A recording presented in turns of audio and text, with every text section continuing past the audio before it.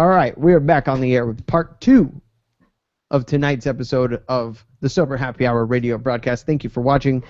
We apologize for the interruption. Chaz, what I was going to say is that I love you so much that I was willing to end the fucking show, stop it cold turkey, dead in its tracks, to create a part 2. Now you will see February 27th Sober Happy Hour radio broadcast, part 1 and part 2, because I wanted you to be on this episode so badly that I literally said, end the live stream, and then created a whole new one just for you.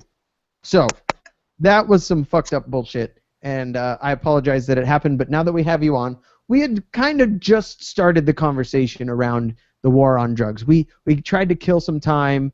Robinson had very short one-word answers for me, and I'm hoping that we can have a slightly better conversation now that we have all three of us. No offense, Robinson, but I could tell you were distracted over there a little bit. So we're going to try this again. I'm not going to do bumper music or anything because we're going to call this part 2. Okay? All right. I greatly appreciate it. No, I appreciate you hanging around. If I had been you, I would have been like, fuck this, I'm going out drinking. So what we've been talking about so far is kind of the prison side of things, and that the incarceration rate for nonviolent drug offenders in this country is tremendous. And the biggest problem, and I want to get your opinion on this too, is we incarcerate these people, and now in California they are considering letting nonviolent drug offenders and some other nonviolent offenders out of prison because it's costing too much money to keep them incarcerated under their 3 strikes law. And if you were, let's say, incarcerated for robbery, and if it wasn't armed robbery, and if you stole less than X amount of money worth of goods or whatever, they're considering letting certain people out. Great, right? Sounds wonderful. Let's let these people that didn't deserve to go in out. Here's the problem.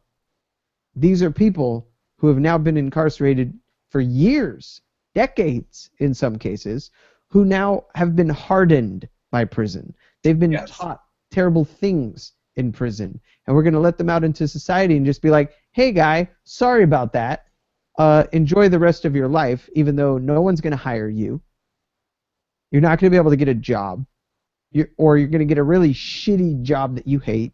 Robinson brought up the possibility of post-traumatic stress from having been in prison. Oh, hell yes. Especially if you were put into prison and you felt that it was unjust. Rape victims, abuse victims in other ways, people that felt compelled to do horrible things when they were in prison just to stay alive. You know, these are all very real things, and we're just like, okay, we'll let you back out. You know, have at it, and good luck. You know, here's the $22 you had in your pocket and some taxi fare, and you're on your way. And my thought process is, these are people that should have never been locked up in the first place. And if we're deciding now that they should not have been, which we'll never say that they shouldn't have been, we're just commuting their sentence, right? We're saying they served their time, so they're free to go. Rather than, you know what, you shouldn't have been locked up in the first place. Here's some reparations, right? Robinson, we can't hear you. We hear nothing. You are silent. How about you, Chaz? I can hear you. I can hear you. Yeah, I can hear you. I just can't hear Robinson. I can't either. Weird. Silencio. Tonight's show is very exciting. Tonight's show brought to you by Technical Fuckery. But what I was saying before, when we did the intro, we... Say something, Robinson. Nope. We hear nothing. You are silent. We got to say goodbye to Radio Valencia. Mm-hmm. We let the audience know that we would be cutting ties with Radio Valencia and no longer have the time slot from midnight to 1 a.m. or midnight to 2 a.m. on Radio Valencia on Saturday nights, Sunday mornings, and how much we appreciated the time that we were able to put in there. And I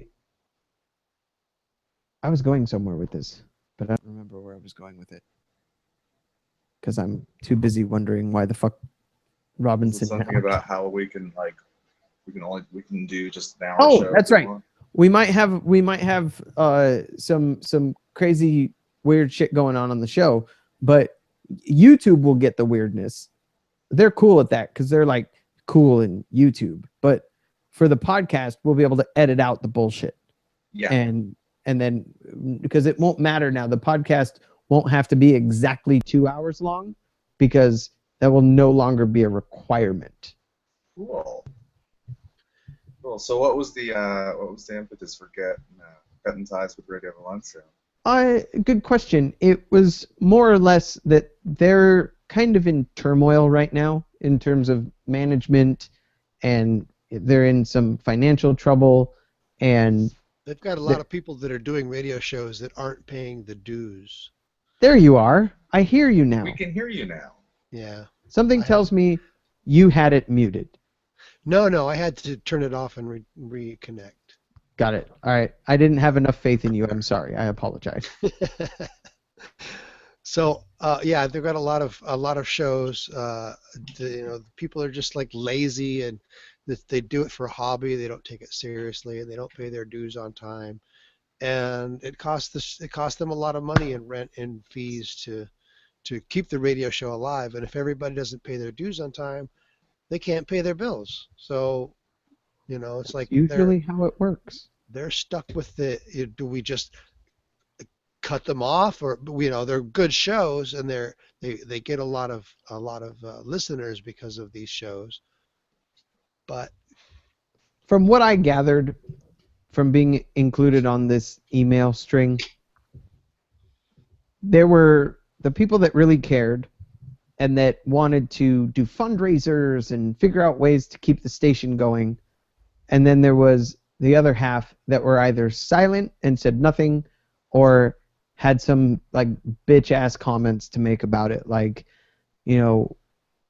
I pay my dues and fuck everybody else and nobody's going to come to a fundraiser. Nobody cares. Or maybe if the shows weren't shit, people would listen. And, maybe if the rules weren't so strict, then we could get, we could make money or whatever. People just being shitheads about it. And to try and run an independent radio station, a station that is owned and operated by the talent that does the broadcasting, there have to be rules. But I also think where they may have screwed up is there also has to be consequences for people that don't follow those rules. There's a fly in here.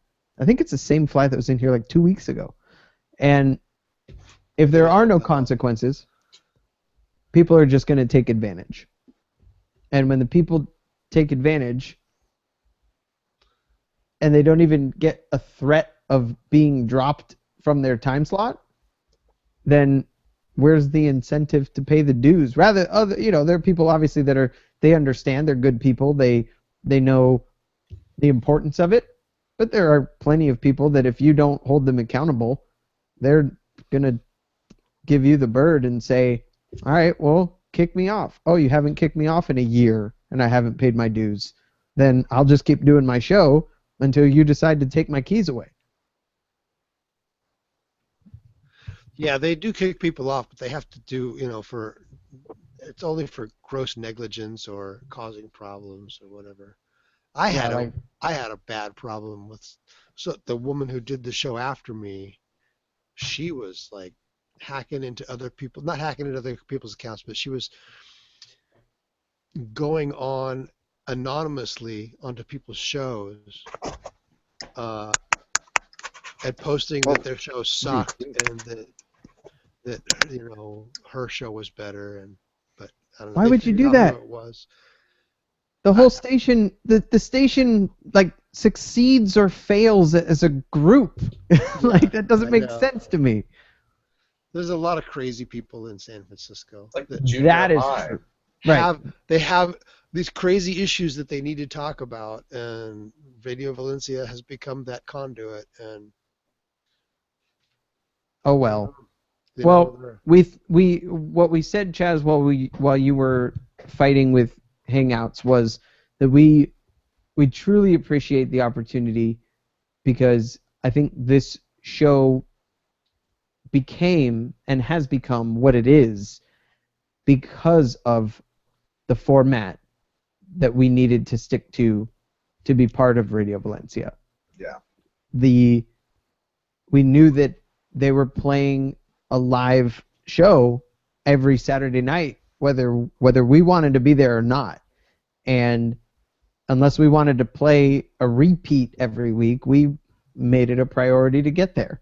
And it was a 2-hour show, and we had to figure out how to fill up 2 hours of time with our rambling bullshit to get through 2 hours. And there's been plenty of times where we're like, shit, it's already been 2 hours. We got to cut this thing shorter than we want to. And there's also been times where it's like, man, I got another half hour to go, and we don't have that much left to cover. So Yeah. not having that 2-hour requirement will give us the opportunity to do the show that we want to do every week. And if we want it to be a shorter show, we want it to be a longer show. If we want it to be, you know, a 63-minute show, we now have the freedom to do that. That's And like awesome. Robinson said before, this may be a temporary departure. It may be a permanent departure. You and may what like I'd it better.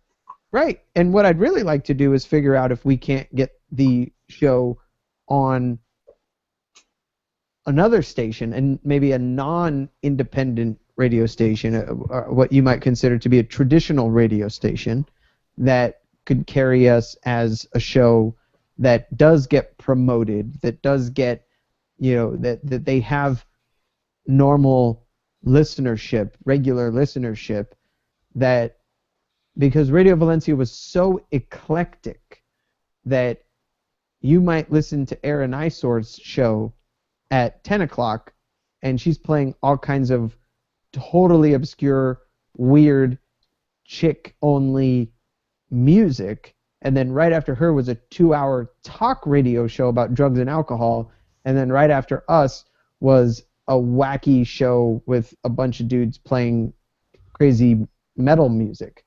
And if you were a listener and you had this potpourri of stuff to listen to, it may have been hard for people that would want to listen to something like us to even know that we existed on this station.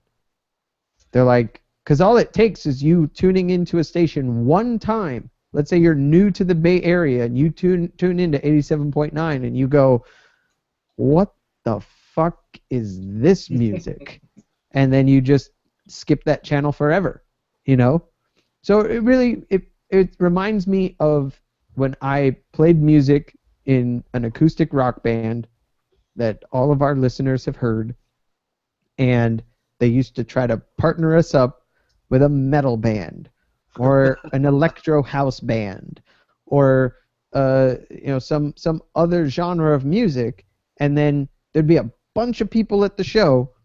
They'd have this opening act come on that had no similarity to our music at all, or they sucked, or whatever, and then the crowd would slowly dissipate during their set, and then we'd get on the stage, and there'd be nobody left. And that would happen often, and whether or not that was happening on Radio Valencia, I don't know, but now we have the opportunity to promote YouTube instead of Radio Valencia as our main sort of live show, and then the podcast is always there with our regular podcast subscribers. Cool. So, the war on drugs. Chaz, you did some reading today about the war on drugs. What did you learn? Well, what I learned is that, let me see, where's the quote that I really liked? I went into the repository of all human knowledge, Wikipedia, and A suppository? Is it a repository or a suppository? That's going to be hilarious to see in the replay. So anyway, Wikipedia, talking about the efficiency of the war on drugs. And there have been quite a few high-level U.S. Defense Department funded studies and National Research Council committees, Clinton administration committees doing all this other research on the war on drugs over the years. And the one that sounds, the one that really stuck out to me was this. There is, it is unconscionable for this country to continue to carry out a public policy of this magnitude and cost without any way of knowing whether and to what extent it is having the desired effect. The study, though not ignored by the press, was ignored by top-level policymakers, leaving committee chair Charles Mansky to conclude, as one observer notes, the drug war has no interest in its own results. So, because there was then the thing is that the Rand Corp, Research Council, and the other administration, they couldn't tell if the war on drugs was actually working. right. So when Charles Manson, this guy who you're talking about, said... Charles Mansky. Oh, sorry, my bad. Close enough. What's absolutely bullshit bonkers about that is there is no other program, social program, financial program, no other program in this universe that we would look at and say, you know, we have no data to prove whether or not this is viable, whether this works, and whether the billions of dollars we're spending on this is worth a damn. But we're just going to continue to do it because it sounds like the right thing to do, and the public is behind us all the way. Well, so here's an interesting other thing. The Plan Colombia that the U.S. spent $4.7 billion on to eradicate coca production in Colombia. So, as it turned out, over time, yeah, it did decrease cocoa production in Colombia. However, cultivation in the neighboring countries of Peru and Bolivia increased. That's funny. I was just going to say that because you said production in Colombia. I was going to say, well, the number one export in Peru, the biggest exporter of the cocoa and cocaine is Peru. So yeah. To focus your efforts in Colombia, yeah, that's where everybody thinks that cocaine comes from.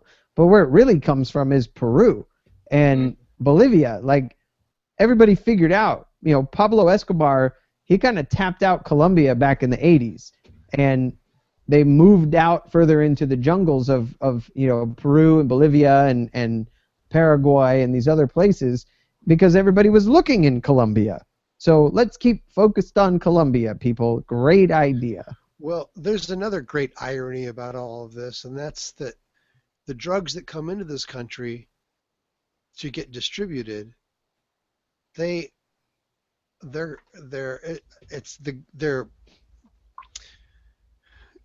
cartel is basically paying off the government officials to be able to get the stuff in the country. Amen. You could stop it. You know, our government could stop it, but that would stop a lot of the income that is being used to fight the war on drugs. Right, and it starts with the governments of the South American countries. So, and it starts small, and then it gets bigger from there, where the local police department will get paid off by the narcos who have a shit ton of money, and these little guys in little places, you think of it like, you know, small town sheriff somewhere, and you got a guy with a weed farm in town. Well, if the weed farmer's making $100 million a year, and he offers the sheriff under the table, we'll give you $1 million a year to just keep your fucking mouth shut. I mean, come on. What's the incentive? Do the right thing? Right. Fuck the that. incentive is to He do wants the to right get thing. rich. But what's funny is they're there is truth, and I'm probably going to get a lot of heat for this, but there is absolutely truth to the saying that everyone has a price. Because I may be totally against this or that or whatever, right? But if somebody offered me enough money to do something, with the exception maybe of like, you know, killing a baby, like there, I might have some, but even still, if somebody told me I'll give you $1 billion to shoot this baby in the head with an arrow, I would have a hard time turning that down. And you call me a terrible person. You know what I think I couldn't, you know what I do not have a price tag for? I would say murdering a close friend or family member. I think that's where I would draw the line. But realistically, I am a married heterosexual man. But if somebody came up and offered me $1 million to have sex with Big Frank over there, I would probably say, sign me up, motherfucker. Because Okay, so anyway, back to people having a price. So everyone has a price, and if small town sheriff can be bought for $1 million, and if we're talking about second and third world countries down in South America, so if small town sheriff has a price of $50,000, and then you have to pay off his cronies another 10 grand apiece, and then you have to pay off the what might be the equivalent of like a congressman, $100,000, and it goes up and up and up. But at the same time, when they're making hundreds of millions of dollars, those are just costs of doing business. Yes. But then there's also the side effect of the person who might say no, who maybe he really is truistic or altruistic and wants to do the right thing and refuses to take these bribes. Then they say, okay, you don't have to take the bribe. Exactly. But that daughter of yours, yeah, we know where she goes to school. And they don't even have to say that. They just show them the picture that they took of the daughter playing soccer on the street in their neighborhood. So like intimidation. You said, you would never kill your family for money, but you would accept money to keep someone else from killing your family. There you have it. There is extortion. Yeah. Extortion. Thank you. So there is absolute truth to what you're saying, and this is what happened in Colombia in the 1970s and 80s when the three major narcos in Colombia, the Escobars and the other guys, when they had all the cocaine, they were just simply, they started out with extortion. They started out pretty simply, nonviolent. Here's some money, turn a blind eye, let me do this. Because they didn't really know, they didn't have a really negative perception of the cocaine industry down there. And because Pablo Escobar did a good job being a philanthropist with a lot of his money, he was known as the Colombian Robin Hood, for Christ's sake. The people loved him. They elected him to Congress. The locals did, yeah. Right. The people of Colombia elected him even Vlad to Dracula Congress. is a local legend to this day to his hometown. One of my Latin professors was from his hometown. She's like, yeah, he's our local hero. Yeah, he's Vlad Tepes, the Vlad the Impaler. Yeah, he impaled a bunch of people because when the Ottomans, when they were invading and going towards his town, he went and rounded up a bunch of his own folks, put them up on stakes, and when the Ottoman army got there, they saw that and thought, we're going around this. This guy's crazy. We don't want anything to do with him. But Yeah. here's the thing. It got way worse over time, and then the Americans got involved. And the Americans saw that this cocaine was flooding into Miami and other cities, and the American people lives were being destroyed by this devil, the cocaine. And then we needed to step in, like we always do, and we had to come in and be the hero. We had to come in and clean up Colombia, which resulted in the gruesome, violent murders of DEA agents in the area and small town police and government officials and family members, like awful, terrible shit, all in the name of keeping drugs out of the United States. And Well, if you also look at it, it's like there's a list on, you know, how many people over time have been killed by this thing. Mhm. And like if you look up like the Mexican drug war, it actually has a list of belligerents in it as far as who's on what side and what factions and everything. And it's like this has killed like hundreds of thousands of people just in the violence aspect of it. That's a lot more, I think, than just letting the drugs flow unchecked would have killed. That's crazy. So I mean, honestly, I do not think that if we had allowed all those drugs to come in, I do not think nearly anything near that would happen. I'll try and find that. well, and what's interesting about it is we've spent blood, money, time, built more and more and more prisons, you know, the drugs coming across the border and the violence at the border over the drugs between the cartels trying to get the drugs in and innocent people being caught in the crossfire. Do we want drugs flooding in from other countries? No, of course not. We don't want that. But the number one reason that the importation of drugs, the smuggling in of illegal drugs from south of the border is such a serious problem is because drugs are banned and illegal, and Schedule 1 narcotics will get you thrown in prison in this country. So the total number of killed in the Mexican war on drugs, or the Mexican drug war, 164,000.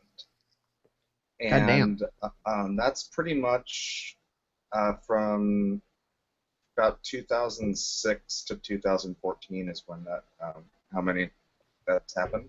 Wow. And the total number of displaced persons, 1.6 million. Wow. Yeah, so just letting the drugs flow unchecked, I don't think that would have displaced 1.6 million people. No. And that's as many people as have been killed since 2003 in an actual fucking war in the Middle East. 100-some thousand Iraqis. Yeah, 164,000. And again, this is doing during 2 administrations of the Mexican federal government. So 2006 to 2014, 164,000 people in one country. Yeah. Let's talk about the financial. Mexico. Let's talk about the financial aspect of this real quick. And you, Okay. you fucking tell me if after I share these numbers with you, if treatment isn't a better option, a better way to spend this money. So,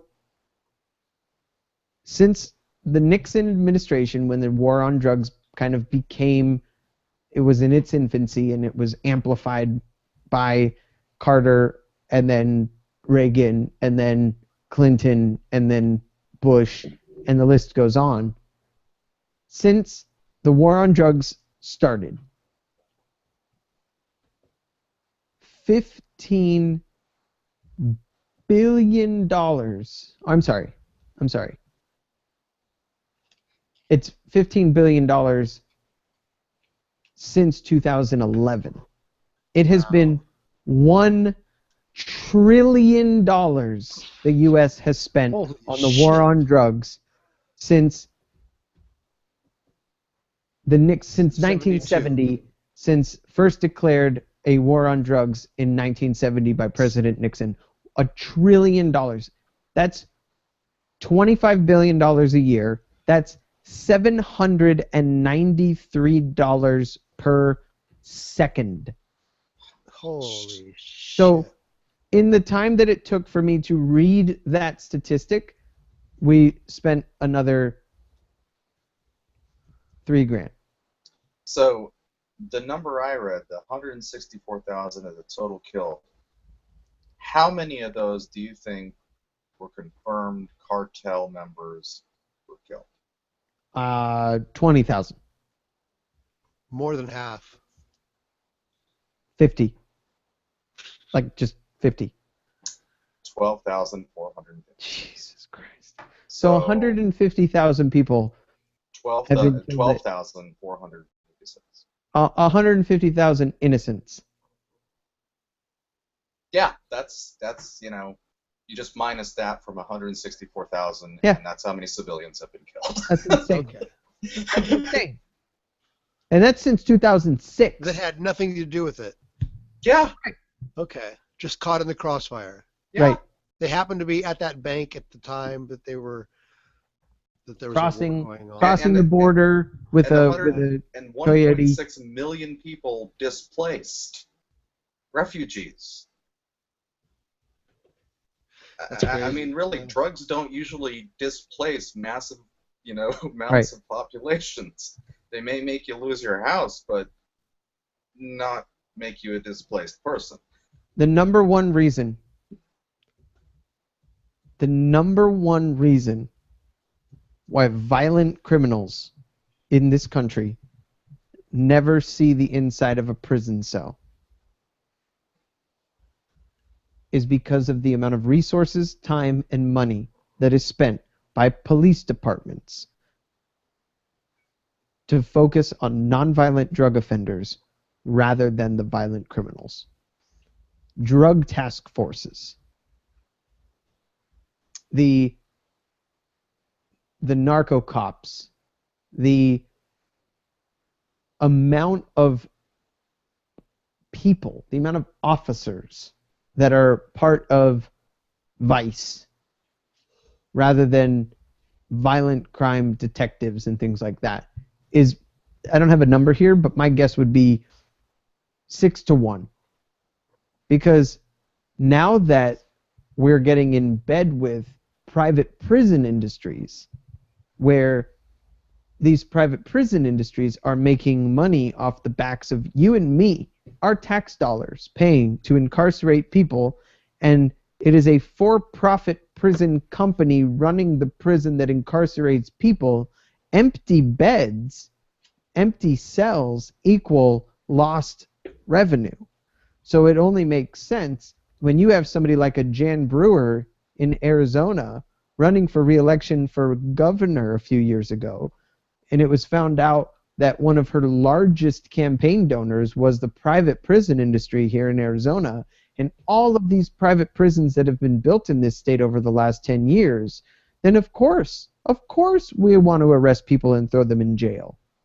Of course we want to throw nonviolent drug offenders in prison because they make money off of every head they clothe, feed, and house.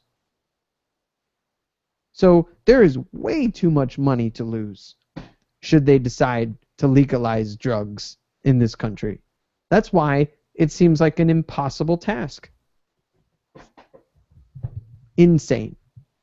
So a lot of these, this like 164,000 number, a lot of them it says are homicides. Sure. Like at least half of them. That's how they're like an individual targeted, I guess you could say, assassinations. Of what kind of people? Cops, civilians, Mm. anyone really. Anyone who So- stands in the way. Right. I'm a border patrol agent. I'm trying to keep the drugs from coming in while at the same time trying to keep the illegal immigrants from coming in. And I spook the cartels trying to fly their shit in. Now they're using the quadricopter drones to try to get them over the border walls. They're literally attaching like pounds or kilos of heroin and weed and coke and ecstasy and meth to the bottoms of these quadricopters that can carry a few pounds worth of payload, and they're just zipping them over the wall. They can program in GPS coordinates and just say, there you go, off to your destination. And our infrared scopes and night vision this and what the fuck ever. It's like a tiny little thing about this big. It doesn't see them. It's Right. not an airplane. It's not a boat. They're fucking building submarines to bring drugs into this country. Because every time we figure out how they're doing it, whether it's tunnels or human mules, pregnant women sticking, having their babies removed and sticking drugs inside their uterine cavity, we figure this shit out, so they come up with a more high-tech way of doing it. They used to just do it in airplanes, small little airfield, fly in, land your shit, take your drugs out. Now, submarines. They're building homemade submarines to go under the Gulf of Mexico and into, Miami and Louisiana and all of those Gulf states, Texas, whatever. It's fucking crazy. And now the drone one is for real crazy because these things are so little that they can't be tracked via radar or anything else. And they just zip right over because for every mile of fence or wall that there is, there's one Border Patrol officer. One guy sitting in his truck. Right, For every jerking mile. off. Yeah, watching porn. Watching porn, jerking off, waiting for something to happen, and they don't see, hear, feel, notice a little drone buzzing by, with a few kilos of heroin loaded on it. And those few kilos of heroin are worth like $100,000 on the street. So it's only good business to just take a $150 Chinese drone, strap it with some heroin, fly it over, have somebody go pick it up. And it doesn't cost that much to make the drugs. So No. if they lose it, it's no big deal. And it's untraceable. They have no idea where it came from. Yeah. It's just, boop, oh, hey, there's some drugs over there. Shit, where'd it come from? I don't know. It fell from the sky. Catapults. They're using catapults to go over the walls. That's funny. Like, here we go. I'm going to strap my catapult down. What are they going to use? Cannons? Fucking just slingshot little 20 sacks of heroin over, just like start peppering them into the air. 82% of all drug arrests, 82%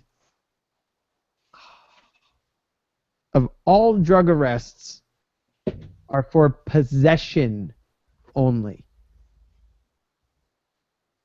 82%. And percentage of all drug arrests that were made for marijuana possession. In 1995, 34% was marijuana.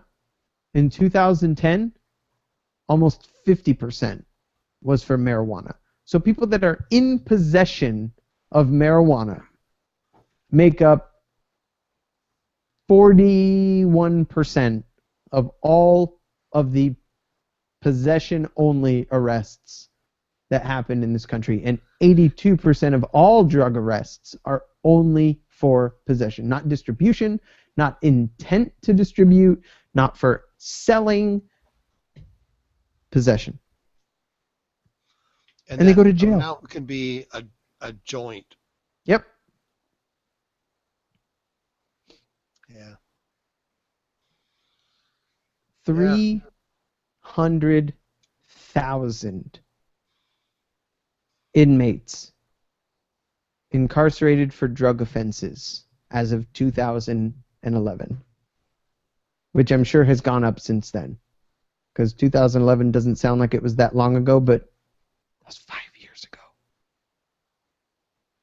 300,000, over 250,000 people incarcerated in the U.S. for drug-related offenses. That is unsustainable. To me, it's also like unconscionable. Like, how do we justify permanently ruining the lives of people who made a bad decision or decided they wanted to party a little bit? And when did we become the parents of our country, where we, to me, teaching my kids the good, the bad, the ugly about drugs. That's my responsibility. But because they're illegal, the government feels that they have not only the right but the responsibility to protect society.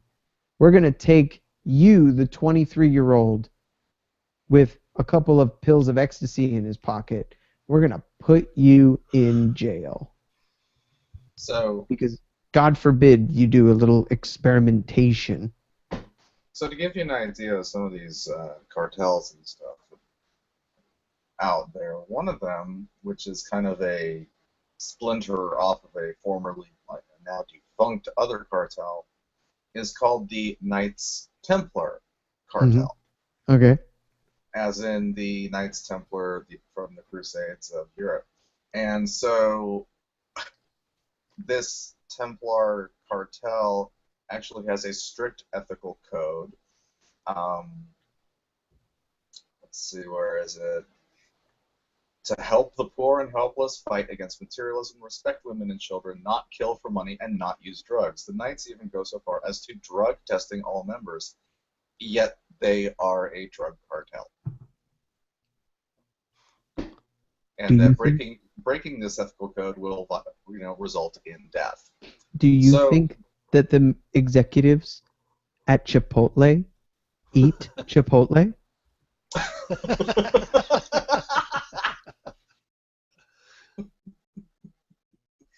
I think not. It's just, wow. There's quite a diverse number of groups out there all fighting each other. Oh, yeah.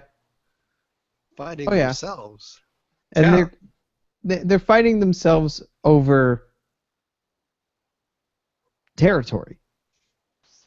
Mm-hmm. They want to be King Dingling in their particular drug trade and make all the money. That's why I bet the cartels would be terrified if we legalized drugs in this country. Because what are they going to do? They're going to have to go bring the drugs down somewhere else. And we are the largest user of drugs in the world. I'm trying to think of, I'm always trying to think of negative about that. I don't think the people who are using drugs are going to stop using drugs if it became legal. But taking the taboo away would make a big difference in future drug users. I agree, because it wouldn't be cool anymore. Right.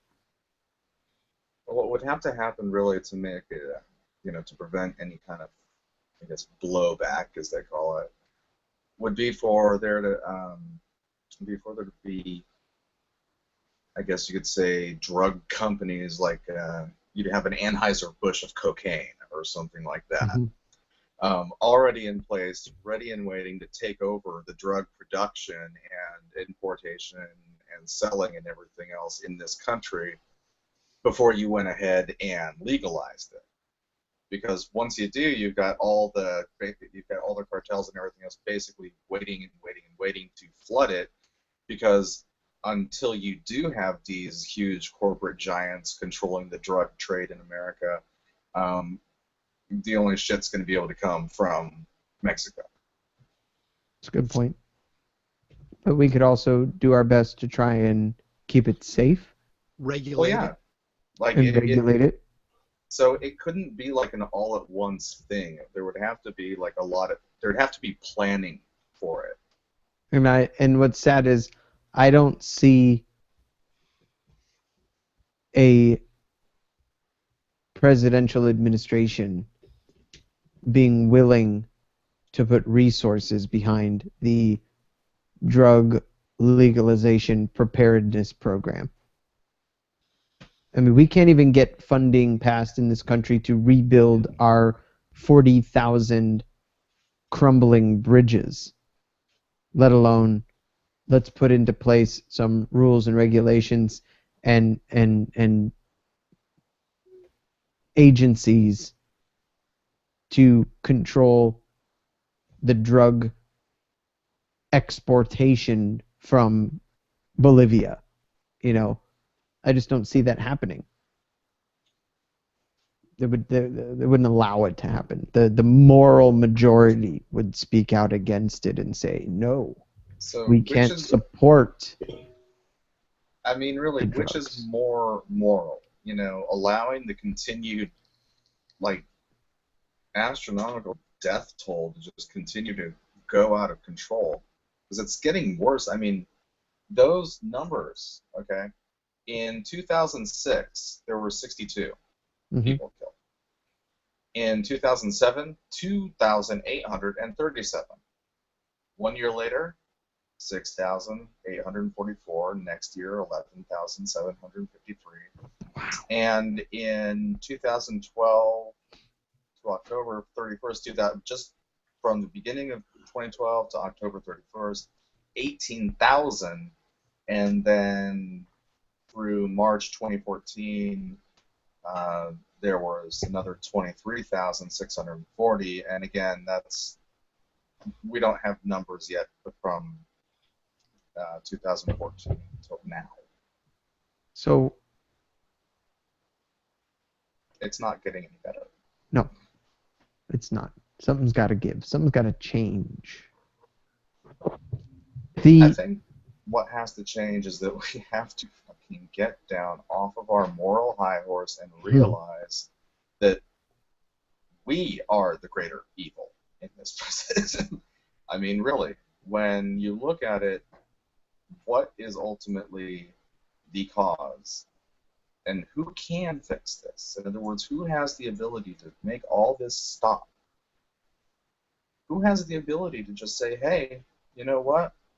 All this, the U.S. being the biggest importer and biggest user of drugs and everything, well, maybe we can't get people to stop using them. But we can do some other things. And we don't have to really kill anyone or keep fighting them or make anything worse. Sure, okay. We have more drugs. Sure, okay. People will probably use them. But we didn't do too well in Prohibition, and we're really not doing too well now. Yeah. So this whole idea of Prohibition, which is essentially what this is, seems to be our default go-to reaction when it comes to drugs or anything else, and it always seems to backfire. And it happens with everything. That we decide that something's bad.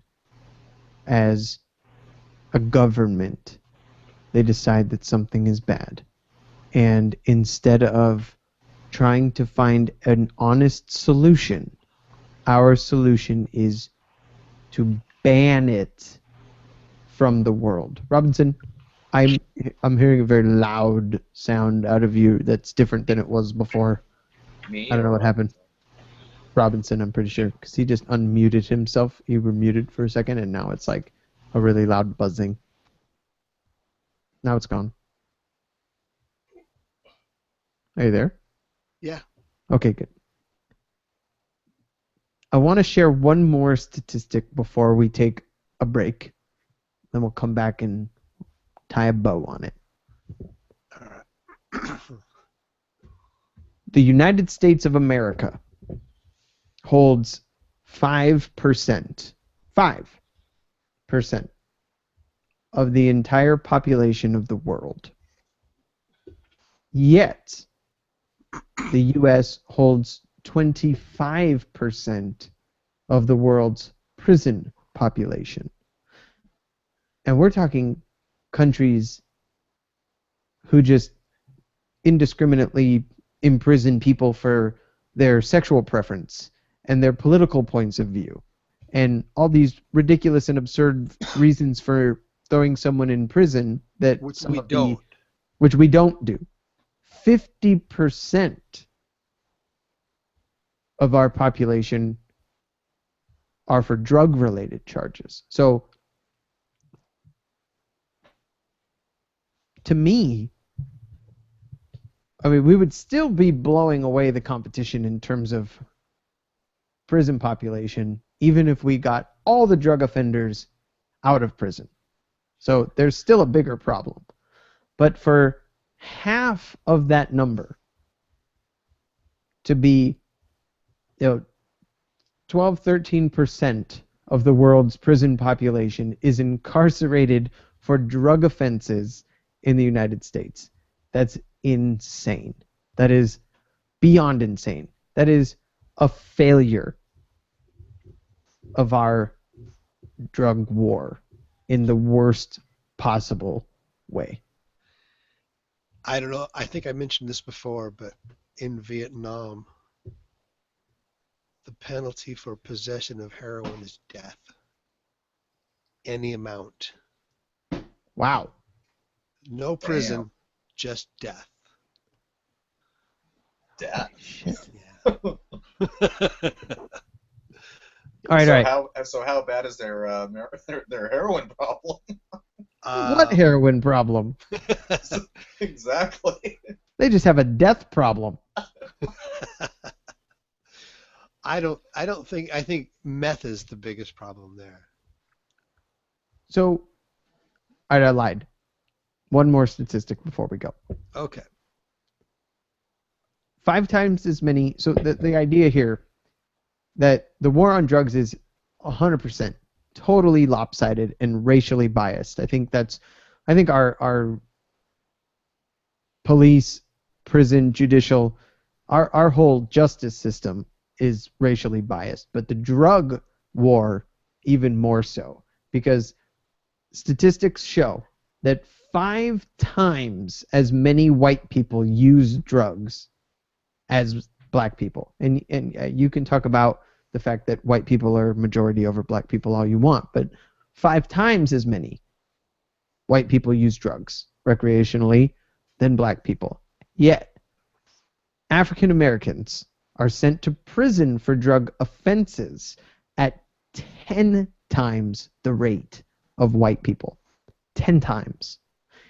So even though white people use more drugs by 500%,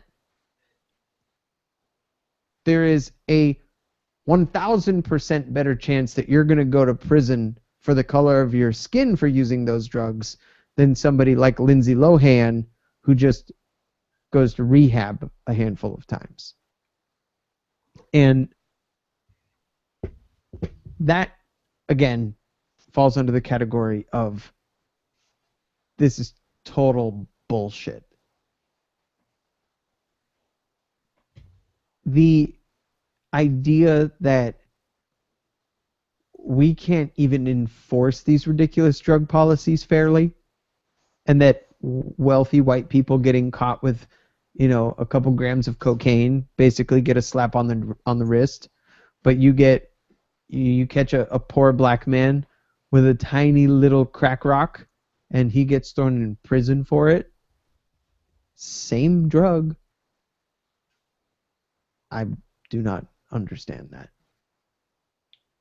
So let's take a break. We'll be back in just a few minutes with the final segment of the Sober Happy Hour radio broadcast, live on YouTube and coming to your ears via podcast all around this fucked up world. We'll be back in just a little bit. Robinson, you're going to have to mute. Thank you, good sir. We'll be back in a few minutes. Enjoy the song.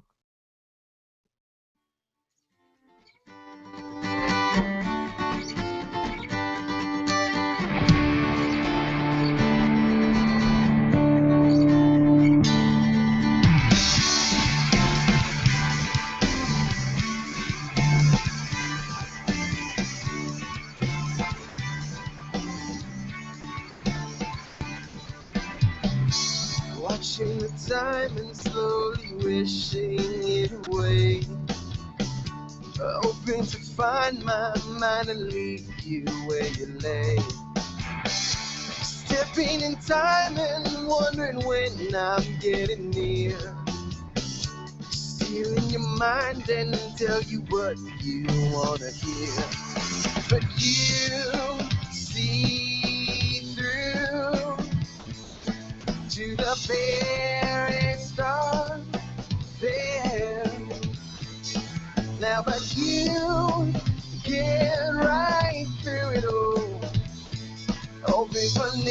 the places you say that you want me to play. Ha.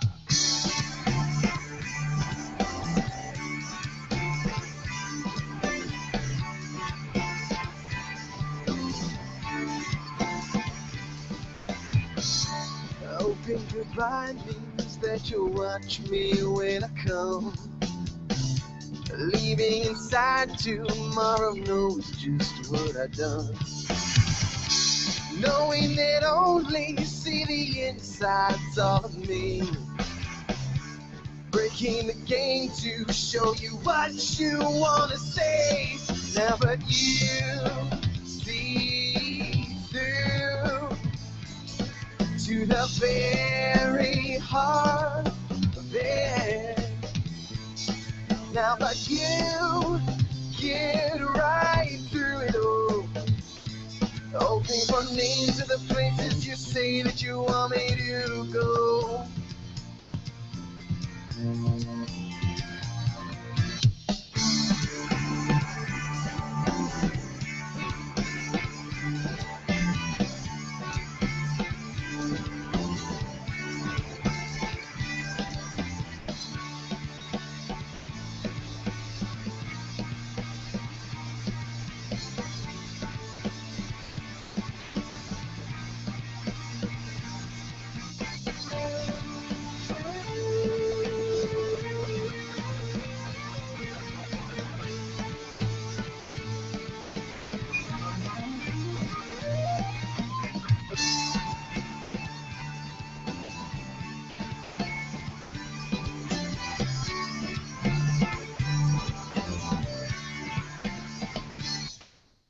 Welcome back to the Sober Happy Hour radio broadcast.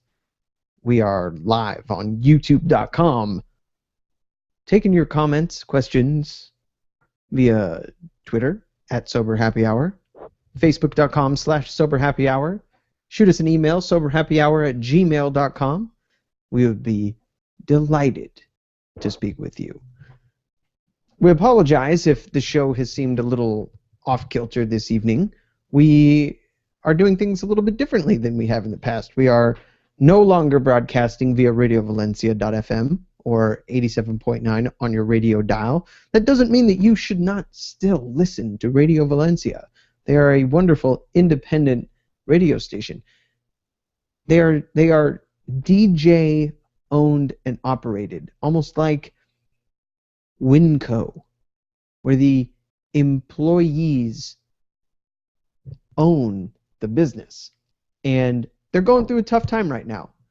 And they're going to be doing some fundraising here coming up, and we just decided that because we aren't a locally based show out of that area, and because we have other means of distributing our show via YouTube, via iTunes, and the podcast, that it was time to say goodbye to Radio Valencia. But we got nothing but love for the Radio Valencia. We appreciate the opportunity they gave us to broadcast on their station, and who knows? Maybe one day we'll say hello again when things get a little bit better, a little bit more stable over there, and we don't have to worry too much about not having a radio station to broadcast on in the near future. If that's what happens, I will be very sad to see them go. So hopefully they figure it out and get the buckets out and start bailing the water. So we've been talking about... Oh, go ahead.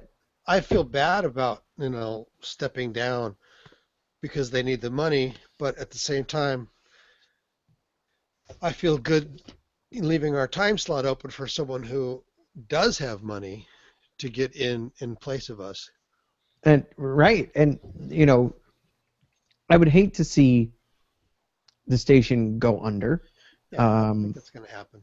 I don't either, and I think they'll figure it out, and we wish them the best of luck. Yeah. So we've been talking. Great group. We've been talking for the last little while about our American war on drugs, because we're Americans. We love war. We hate drugs. And just like some of our other quagmires over the last 40 years, you look at the last 40, 50 years, you tell me one successful war story, and I will be surprised. But the war on drugs is an absolute failure, an abysmal failure. As far as fake wars go, this is up there as one of the worst fake wars ever. And more people, what Chaz was sharing earlier, hundreds of thousands of people, innocent people. And guess what? Drug users are innocent people. And anybody that wants to say otherwise can stop listening to this show. Because just because somebody is a drug user or even a drug abuser does not make that person a bad person. And it certainly does not make that person worthy of dying a horrible death as part of this war on drugs. And as far as I'm concerned, just because somebody is a drug user does not in any way, shape, or form mean that they should have to spend time in prison. Studies have found that treatment, not incarceration or enforcement, is the best way to decrease drug abuse. Treatment of drug abusers would also save the U.S. billions Trillions. of dollars. Brilliant. Billions. Increased employment among addicts in recovery would increase the economy. And there's a YouTube video. If you Google search, former prosecutor, drug policy kills more people, ... Do a YouTube search. The former Boston prosecutor, John Amabiel, explains how drug policy should be treated as a health issue instead of a criminal issue. And this is a former prosecutor. This is a dude who's probably prosecuted thousands of drug cases in his career because he's an old dude that looks like Santa. And you know he was in that position for a long time. What, being Santa? No, that's recent. Oh, okay. But he was a prosecutor for a long time, and in Boston, so a good-sized city, has changed his mind about incarcerating drug abusers, drug offenders. You should watch the YouTube video. Maybe I'll post a link to it in the show notes. That would be great. If we legalize and then tax illegal drugs at the same level of alcohol and tobacco, the U.S. could make $46 billion per year in tax revenue. Colorado's experiment with pot legalization is already earning them millions of dollars in tax revenue. That's just one state. Yeah. Yep. Crazy. The amount of money they've already earned in Colorado from tax funding, from 2 legalizing years. pot, $100 million in the Since first when? 2 years. 2 years. Enough. It's enough money. 100 million and 2 million in 2 years. 100 million. That's enough money to fund the entire state's free lunch school program for the next 75 years. They could keep their free school lunch program in place for the next 75 years with the amount of money that they have earned in tax revenue off of legalizing pot over the last 2 years. That's bananas. Stemming the AIDS and hepatitis epidemics. Ending the war on drugs could go a long way towards stemming the AIDS epidemic. We can't end AIDS until we end the drug war, is what one of these researchers say. The criminalization of people who use drugs is a driving force in the HIV/AIDS pandemic. 1 in 3 new HIV infections outside sub-Saharan Africa is caused by syringe sharing. And we've already talked about needle exchange on this show. We've already talked about a needle exchange program in Washington, D.C. that had been voted on by the residents of the District of Columbia and then stopped in Congress by a congressman in Georgia saying the District of Columbia does not want a needle exchange program, only to be tapped on the shoulder by an aide that reminded him, sir,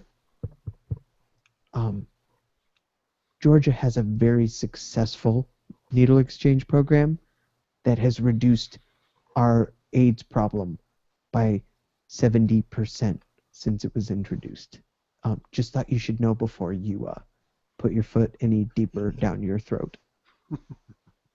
Because if it's not good for Georgia, it's not good for D.C. Because these people are fucking morons. I don't understand how somebody in Georgia can make that call. Because D.C. is a bastard state that does not have congressional leadership. Not a state. Right, exactly. They don't, and because they're not a state, they don't have a voting congressman or senator. Their laws get voted on and enacted by Congress as a whole. And if Congress decides that they don't want to sign into law or pass legislation, even if D.C. votes on it, they can, one senator, one congressman can stop legislation dead in its tracks when it comes to D.C. They have no local representation with a voice. That's why. That's not democracy. No, that's bullshitocracy. And the more that I watch this windbag ass clown Donald Trump get closer and closer to the Republican nomination for president, the more I think of the movie Idiocracy. I don't know if you've seen it. But it scares the living piss out of me. And the guy that wrote Idiocracy just the other day said, this was a movie that I wrote that takes place 500 years in the future. And I never thought that in my lifetime I would start to see our country head down this path. It's got electrolytes. That's what plants want. Love that movie. Where a wrestler can be president, and yet Minnesota had a wrestler for a governor for 8 years. We're not too far off.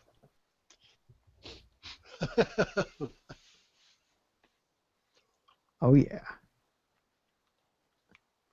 We had a weightlifter for a governor. Yeah, we had a movie star weightlifter steroid using Austrian for 8 years, re-elected when they booted Gray Davis, who, yeah, okay, he was a schmuck, but I mean, now we've re-elected Jerry Brown for a third term because we're basically going, like, we have no other options.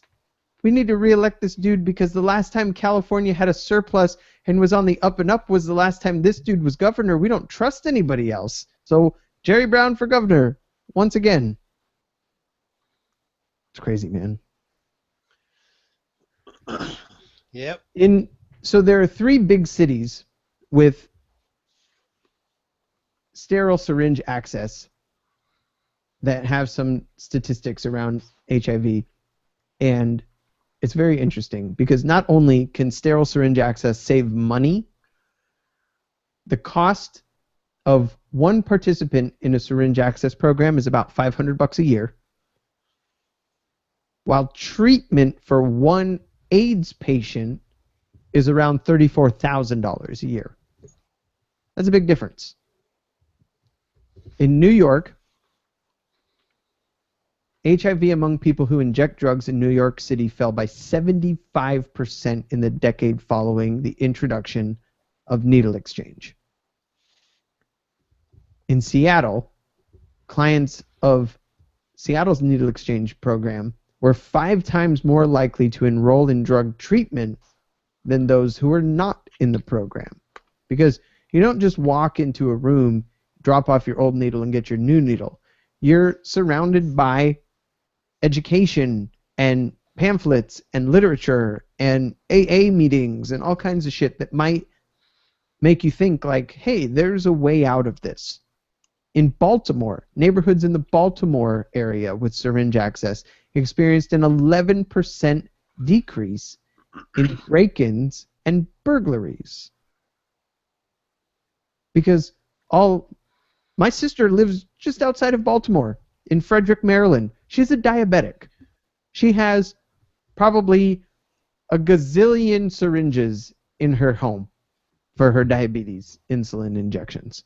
And if one fucking drug addict in her neighborhood found out that she was a type 1 diabetic, guess what? They might be like, fuck, man, I'm going to break into her house and steal all of her syringes and save me some money.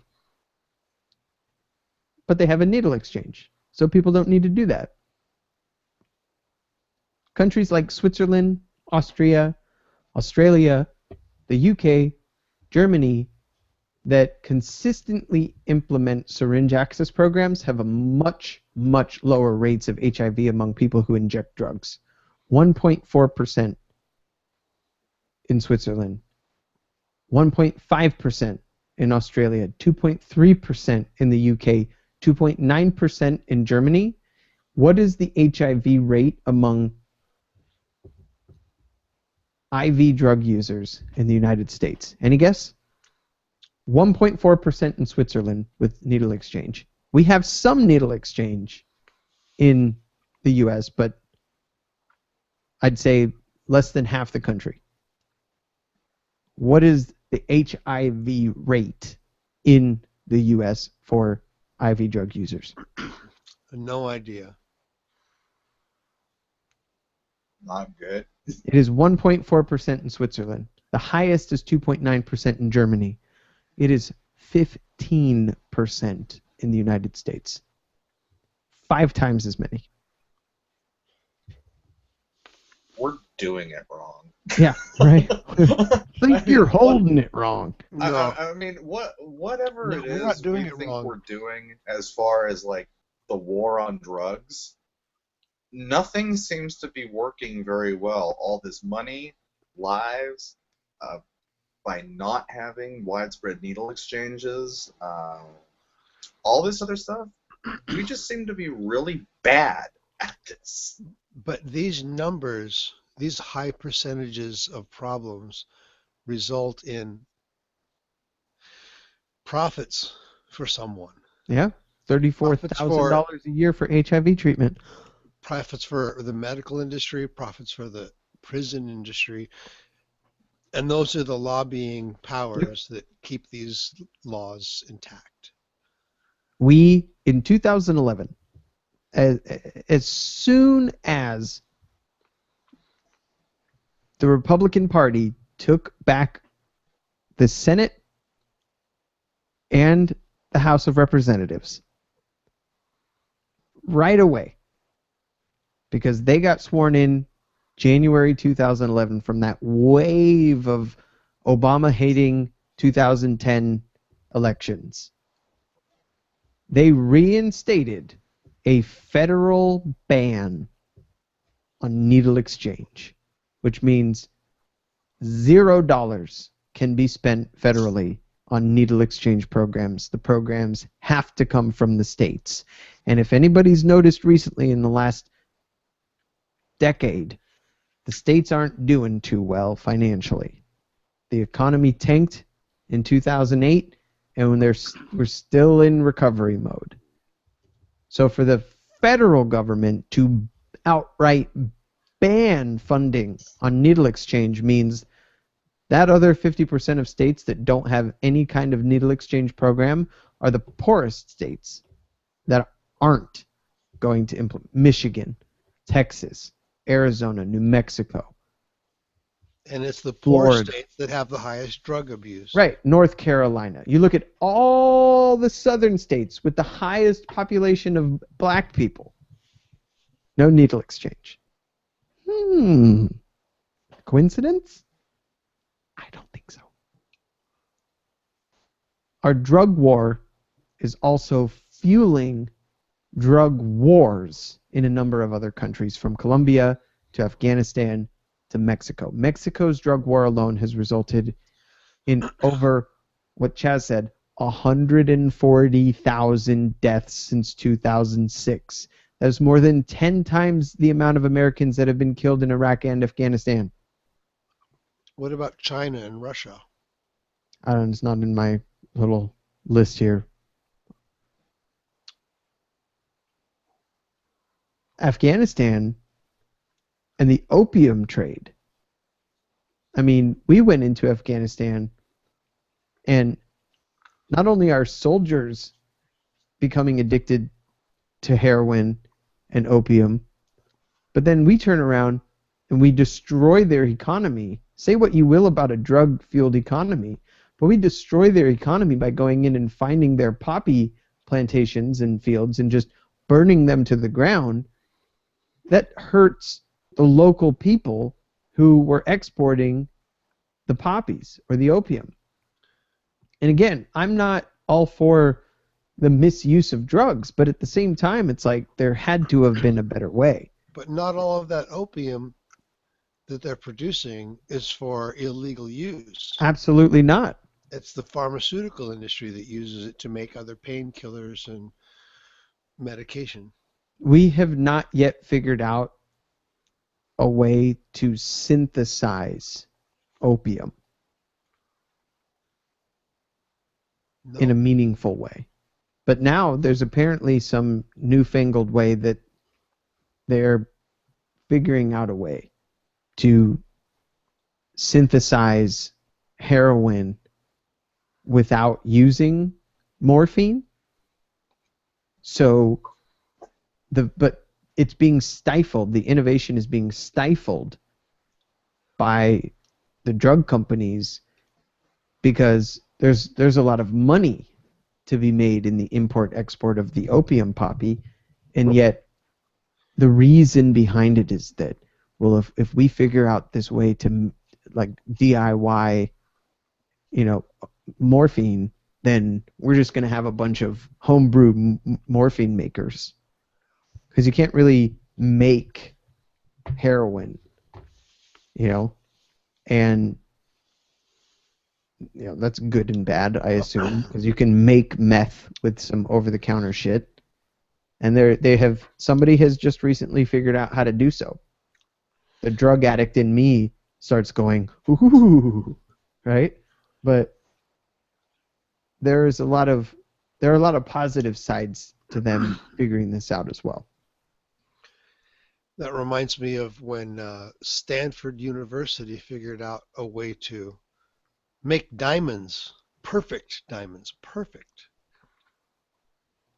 And I think it was the De Beers diamond industry in South Africa paid them millions of dollars to never do it again.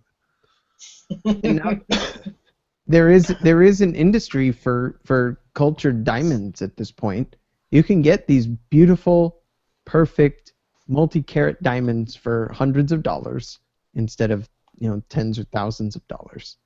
And they are diamonds. They are legitimate gemstones. And they're beautiful. And yet, because they weren't grown in a chunk of coal, they're not good enough for people, and we're still spending thousands upon thousands of dollars on these naturally occurring diamonds rather than these scientifically engineered ones. I don't get it. Blood diamonds? Blood diamonds. Absolutely. People die murdered, kidnapped all the time over these what do they call them? Conflict minerals, It's crazy because Africa is a free-for-all when it comes to shit like that. So what have we landed on so that we can tie a bow on this and wrap it up? The drug war. Good? Bad? Well, Or fuck all? It certainly isn't good. That's damn sure. It's not good. what do they say? The United States isn't. God, how do they say that?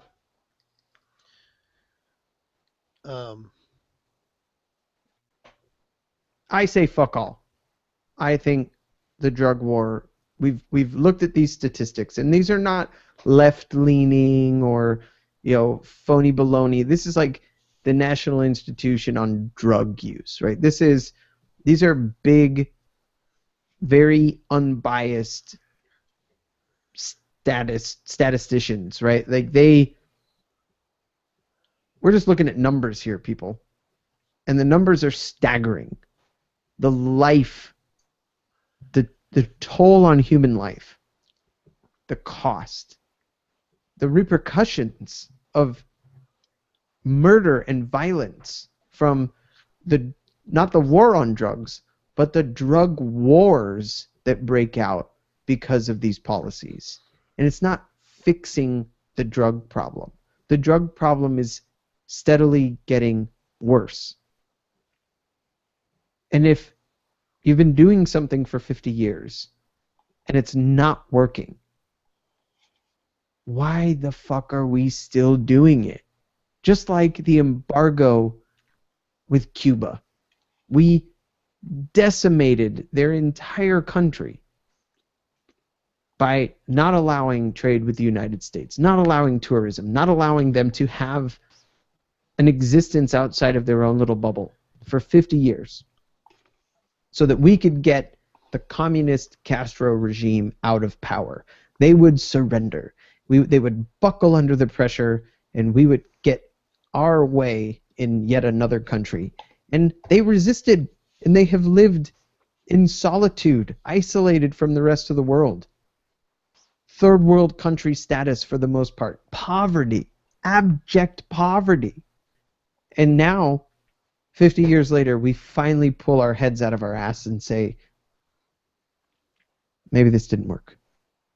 We need to do the same with this war on drugs. Nixon was a shit terrible president. Reagan, not a great president for a lot of reasons. But his furthering of the drug war was even more damaging. Clinton, same thing, furthering the drug war. It's time that we take a step back, look at these policies, stop acting like a bunch of spoiled bitches. Realize that the last 3 presidents that we've elected in this country have admitted to using illegal drugs at some point in their life. And yet, for the exact same crime, we will throw a black kid in jail for years of his life. Or a lesser crime. Right. Smoking some pot, being caught with weed, being caught with a little bit of cocaine, ecstasy, heroin, marijuana, you name it, you get caught, that's possession, you're busted. End of story. Any final thoughts, Mr. Chaz? No, I think it's been a good conversation. I agree. I'm glad we were able to get you on the show. So, what about you, Robinson? Any parting words? Yes, next week I'm hoping that we can do a show on drug use in the homeless population. Ooh, I like that idea tremendously. Drug use amongst the homeless population. And it kind of fits into this conversation as well. I truly believe there will be a lot of connected dots. So, this has been the Sober Happy Hour radio broadcast coming to you on YouTube. Streaming on YouTube. And as we wave goodbye to Radio Valencia, goodbye, Radio Valencia. We bid you adieu, and we thank you for the time that we got, the year that we got to spend on your fine station. We will be back next week, Saturday night, probably still around 10 o'clock. We got no reason to change it at this point. If you want to reach out to us, soberhappyhour@gmail.com, facebook.com/soberhappyhour, @soberhappyhour on Twitter. And please subscribe, rate, review on iTunes, and subscribe right here on YouTube. We think the subscribe button's down here somewhere. Just click it. Just click it. Give it a little thumbs up if you'd like. And that's how we get more viewers. And more viewers equals more fun for everyone. So that is it. Chaz, Robinson, thank you so much. Have a lovely night. And if you or yours is considering getting sober, I highly recommend it.